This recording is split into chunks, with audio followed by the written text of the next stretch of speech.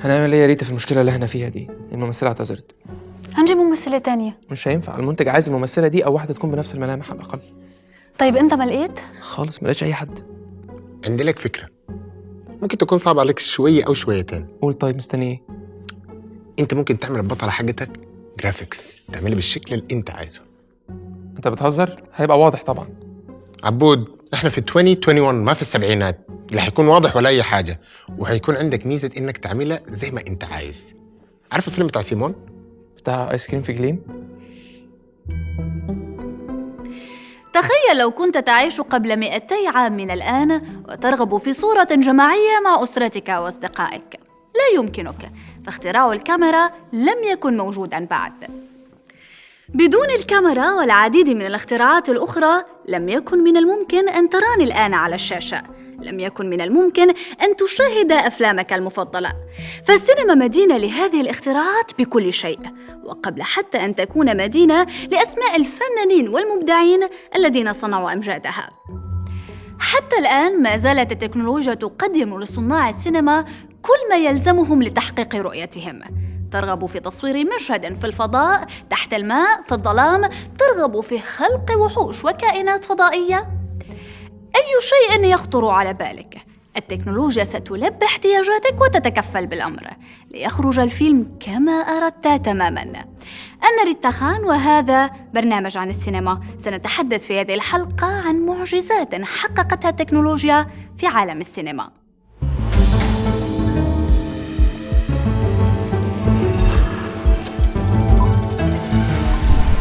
إذا أردنا أن نعرف قيمة ودور التكنولوجيا في عالم السينما، لا يمكن أن نبدأ إلا مع المخرج الكبير ستانلي كوبريك، الذي تميزت أفلامه بابتكارات تكنولوجية عظيمة. في الستينيات وأثناء العمل على فيلمه 2001 A Space Odyssey، أراد كوبريك أن يصنع فيلماً كاملاً في الفضاء. أراد أن ينقل التجربة نفسها إلى المشاهد ليشعر أنه بالفعل في الفضاء. لو كنت ترتدي بدلة رائد فضاء وخوذته وتجلس مكانه، ماذا يمكنك أن ترى؟ هكذا تم تكوين فريق للعمل على فيلم كوبريك.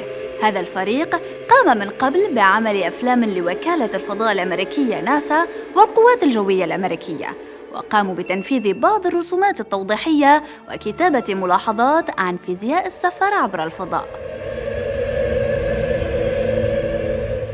قدم كوبريك في فيلم 2001 A Space Odyssey مشاهد خالدة ألهمت السينما لسنوات عديدة لاحقة.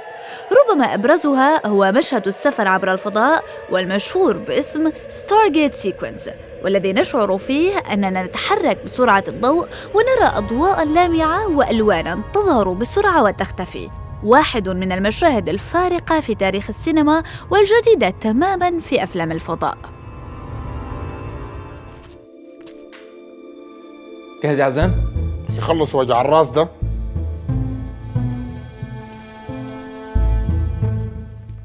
One, two, three, action!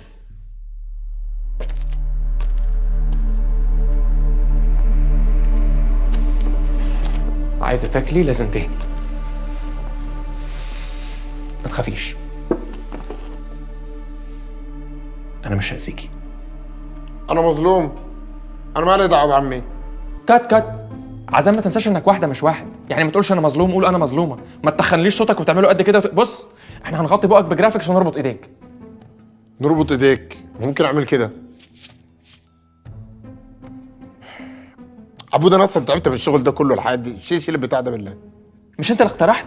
استحمل بقى، وبعدين ما عنديش حل غيرك تكون البطل بتاعي. يلا يا عزام، ما فيش وقت. جاهز؟ جاهز. شنو الواحد تربط نفسه. 1 2 3 اكشن. ربما كان كوبريك سعيد الحظ لأنه وجد حلاً لمشاكله. صحيح، تطلب الأمر الكثير من الوقت والجهد والأموال، لكنه في النهاية وجد الحل. بينما المخرج جيمس كاميرون لم يكن سعيد الحظ لهذه الدرجة.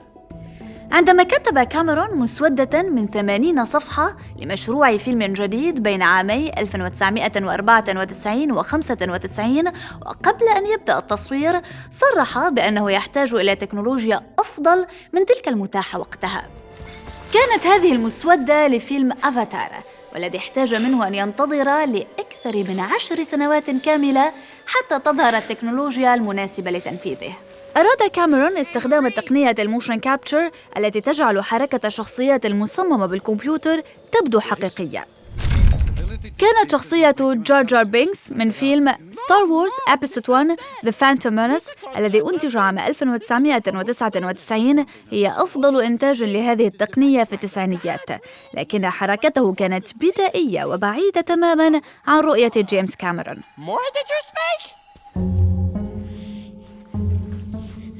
عزام انت متاكد ان الراجل ده مش هيفتن علينا ويقول لنا مفيش بطل اصلا؟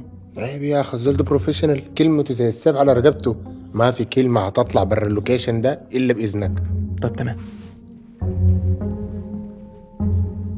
عزام باشا حبيبنا. حبيبي. بص، احنا عايزين ناخد تعابير وش عزام ونخليها على شكل البطله بتاعتنا. هينفع؟ هينفع ان شاء الله. أستاذ حسن، كيف حالك؟ روح. اعملك شاي؟ أنت بحياتك ما سويت لي شاي، بتسوي حين؟ روح.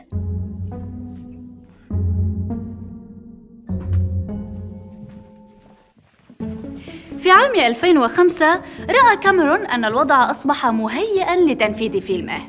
كانت تقنيات الموشن كابتشر تعتمد على تسجيل حركة الممثلين بعد تركيب حساسات خاصة على بدلات خاصة يرتدونها، ويقوم عدد من الكاميرات بتصوير حركاتهم من زوايا مختلفة ليتم استخدامها كدليل لحركات الشخصيات المصممة بالكمبيوتر.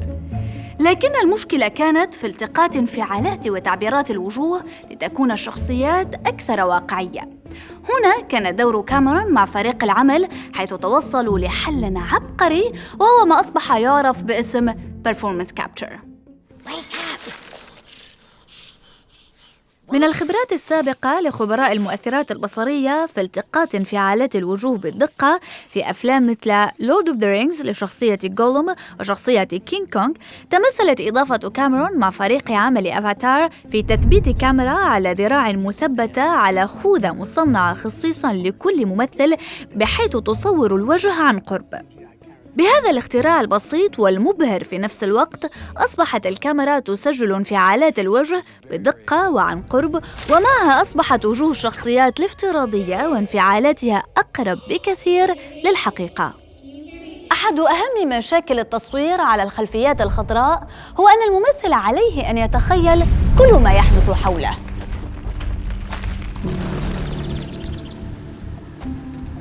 فيتخيل مثلاً أنه في كوكب آخر به أشياء غريبة، وعليه أن يتفاعل معها بإحساس صادق.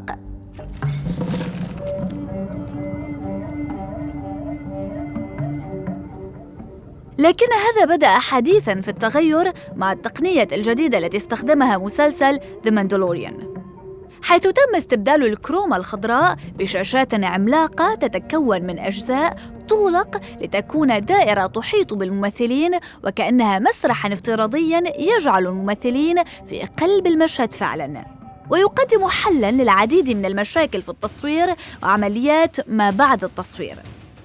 الآن أصبح الممثلون بإمكانهم رؤية ما حولهم في المشهد الذي يتم تصويره والتفاعل معه. كذلك أصبح عمل فريق المؤثرات البصرية يتم بالتوازي مع الإنتاج وليس بعده.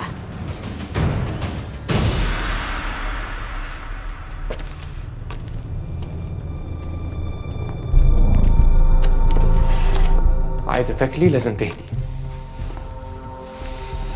ما تخافيش، أنا مش هأذيكي. أنا عملت كده عشان أنتقم من عمك اللي خرب بيتي ودمر حياتي، أخلص منه الأول وأرجعك لأهلك سليمة. ممكن تهدي بقى؟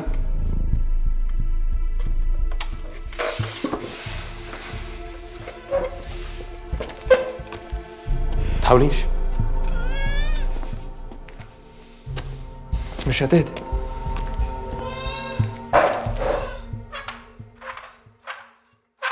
كانت فكرة عبقرية إني أحط الفيديو على اليوتيوب، ما كنتش متوقع المشاهدات دي كلها بصراحة.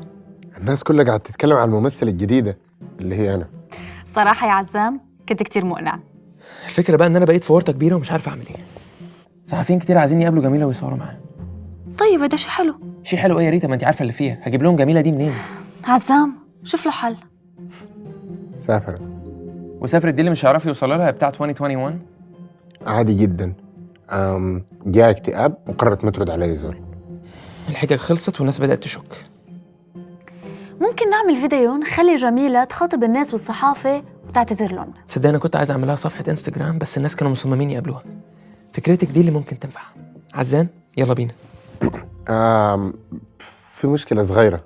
خير يا عزام. الجهاز ضرب. نعم. الجهاز ضرب بكل المحتويات وبكل التفاصيل حاجة جميلة وكل حاجة. وما كانش في باك اب ليا بتاع 2021. عادي لعلمك حاجة زي دي تحصل يعني، بس مثلا حنحتاج لنا مثلا بتاع شهرين. هيك بتكون جميلة بطلت موجودة. قول لهم جميلة ماتت. تعال معايا يا عزام. اللي معاك وين؟ تعال معايا يا عزام. مثلما حولت التكنولوجيا خيال المبدعين الجامح إلى حقيقة مرئية ومسموعة، قامت السينما برد الجميل كذلك للتكنولوجيا عندما ألهمتها باختراعات جديدة. في سلسلة ستار تريك التي أنتجت في ستينيات القرن الماضي، ظهرت الشاشات المسطحة كبيرة الحجم ومكالمات الفيديو والهاتف المحمول. التنبؤ باختراعات المستقبل يكون أحياناً من خيال صناع الفيلم لشكل المستقبل وما الذي يمكن أن يحدث فيه، فيتخيل مثلاً سيارات طائرة وكبسولات طاقة بدل وجبات الطعام، أو يكون بالتعاون مع مستشارين علميين للتوصل إلى شكل أكثر منطقية ومحتمل حدوثه في المستقبل. في فيلم Minority Report الذي أنتج عام 2002، اجتمع مخرج الفيلم ستيفن سبيلبرغ مع 15 عالماً وخبيراً لمدة 3 أيام لمناقشة طرح أكثر واقعية للمستقبل في عام 2054. شمل الاجتماع علماء في الكمبيوتر والطب العضوي والعمارة وغيرها. مصمم الإنتاج أليكس ماكداول قام بالاحتفاظ بدليل من 80 صفحة عرف بإنجيل 2054، وتم فيه تسجيل نتائج الاجتماع الذي توصل إليها العلماء في الأيام الثلاثة. تاتش سكرين أو الشاشات التي تعمل باللمس ظهرت على مدار الفيلم كأحد التطورات التكنولوجية المتوقعة. الحقيقة أن تكنولوجيا شاشات اللمس أصبحت هي الواقع الآن حتى قبل أن نبلغ العام 2054. تنبأ الفيلم كذلك بالسيارات ذاتية القيادة، فنحن نعرف أن وجودها أصبح حقيقة في الواقع. فسيارات تسلا الكهربائية يمكن تفعيل خاصية القيادة الذاتية بها منذ عام 2015، وبدأت دول عديدة وضع القوانين التي تسمح بتجربة هذه السيارات على الطرق العامة. سيري، شو مواعيد اليوم؟ الحديث عن تنبؤ السينما بالاختراعات المستقبلية لابد أن يقودنا مجدداً للحديث عن 2001 Space Odyssey. تتذكروا HAL 9000؟ Rook King 1. I'm sorry, Frank. I think you missed it.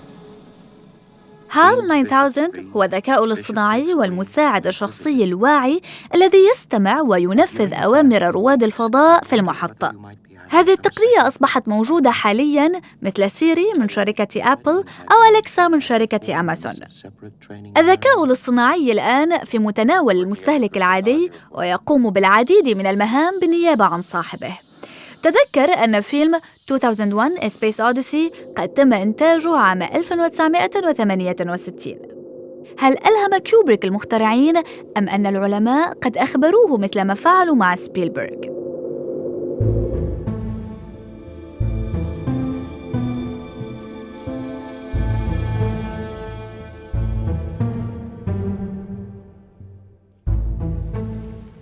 الحقيقة أنا مش عارف أقول لكم إيه. كان لازم جميلة تكون معانا وتحتفل بالفيلم وبنجاحها وتجاوب على أسئلتكم بنفسها. بس أنا آسف إني أقول جميلة ما بقتش موجودة. كيف يعني؟ يعني مش هتمثل تاني. متى حكت الكلام هذا؟ امبارح. لمين؟ قالته لنا أنا. أستاذ عبود، كيف تعرفت على جميلة؟ وين قابلتها؟ على أي أساس خططت للفيلم؟ جت عملت أوديشن عادي. يا جماعه ما فيش حد غير الكابتن ده بيسأل. استاذ عبود، بس مش غريب ان جميله ما حتمثل بافلام تانية بعد النجاح الهائل اللي حققه الفيلم بعد تمثيل واحد معاك؟ عادي، حقها تعمل اللي هي عايزاه. وما عندها اي حسابات على السوشيال ميديا. قلت لكم قبل كده انها ما بتحبش السوشيال ميديا.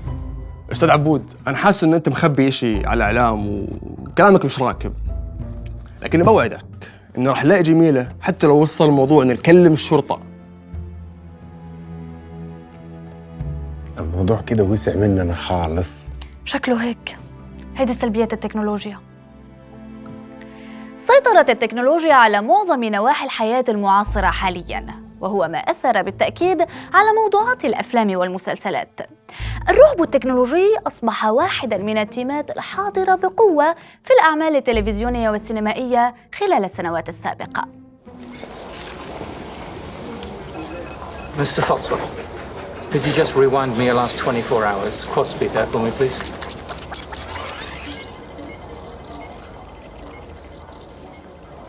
مسلسل بلاك ميرور واحد من هذه الأعمال التي تطرح مفهوم التكنولوجيا في مواجهة الإنسان. المسلسل يقدم خلال حلقاته تصوراً لما يمكن أن يصبح عليه العالم إذا سارت التكنولوجيا في اتجاه مظلم. على سبيل المثال، تطرح الحلقة الثالثة من الموسم الأول سؤال: ماذا سيحدث لو تم استخدام الشرائح الإلكترونية المدمجة في الجسم البشري؟ الحلقة بعنوان The Entire History of You، وفيها أصبح في مقدور الجميع وضع شريحة ذاكرة تسجل كل ما يفعلونه ويرونه ويسمعونه، وإعادة مشاهدة مقاطعهم المفضلة من حياتهم في أي وقت. لكن ليس الأمر وردي كما يبدو، فالحلقة تفترض واقعاً مظلماً نتيجة تكنولوجيا مثل هذه. أما في الواقع، فبعد صدور الحلقة بسنوات قليلة أعلن إيلون ماسك عن شريحة نيورولينك التي يتم تركيبها في الرأس ويمكن أن ترسل البيانات إلى الهاتف أو الكمبيوتر. والهدف الحالي هو تقديم المساعدة للعلاج من أمراض مزمنة كالباركنسون كبداية، ولكن لا نعرف أين يمكن أن تقودنا هذه الخطوة.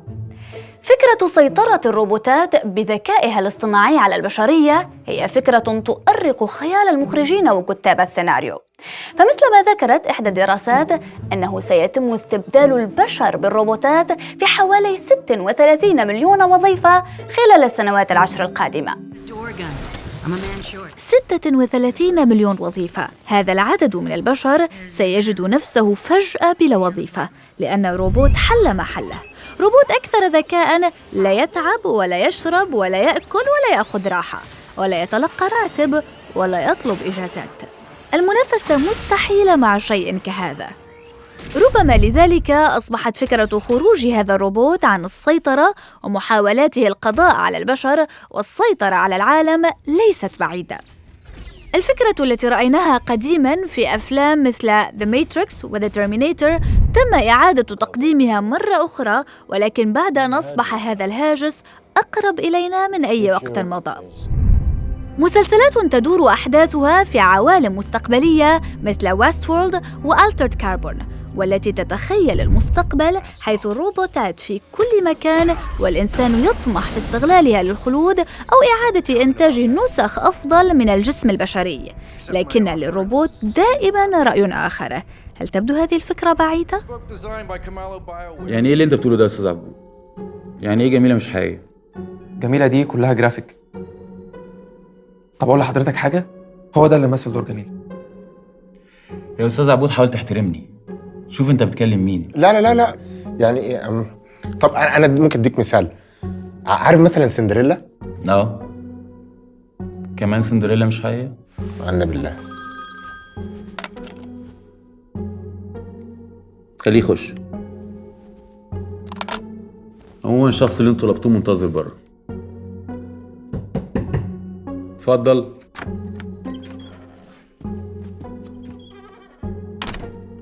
خير يا فندم، حضرتك طلبتني؟ شريف، الحمد لله إنك جيت. أستاذ شريف، أستاذ عبود هنا متوجه له تهمة إخفاء جميلة قسريا، وهو بيدعي إن هي شخصية مش حقيقية وإنها كلها شغل جرافيكس. أقول عادي ولا إيه طيب؟ قول لهم على كل حاجة يا شريف، قول لهم الحقيقة. بص يا فندم، كل الكلام اللي عبود بيقوله صحيح. إحنا عملنا جميلة بتكنيك الريل تايم برفورمانس. ثانية واحدة، أنا هوري حضرتك يا فندم. وريو. بص يا فندم،